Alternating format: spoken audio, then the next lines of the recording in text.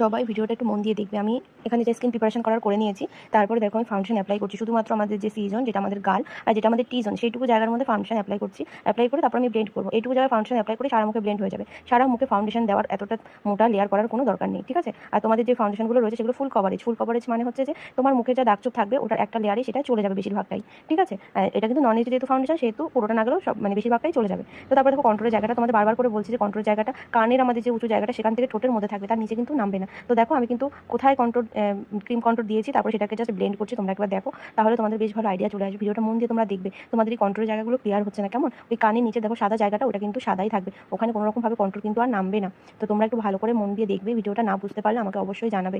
আর আমি দেখো কপালের কন্ট্রোলের সঙ্গে ফেসের কন্ট্রোল কিন্তু মিশিয়ে দিচ্ছি। এটা কিন্তু আমাদের ক্রিম কন্ট্রোল হচ্ছে, ঠিক আছে? তো তারপরে দেখো আমি পাউডার অ্যাপ্লাই করছি। কোথায় কোথায় পাউডার অ্যাপ্লাই করছি তোমরা দেখবে। এটা যেহেতু আমার একটা শুটের ভিডিও, তো এখানে আমার হাসি বাজি অনেক কিছুই থাকবে, কিন্তু তোমরা মন দিয়ে যেটা করছি সেটা তোমরা দেখবে, ঠিক আছে? চোখের নিচে, কপালে আমি কিন্তু পাউডার দিচ্ছি।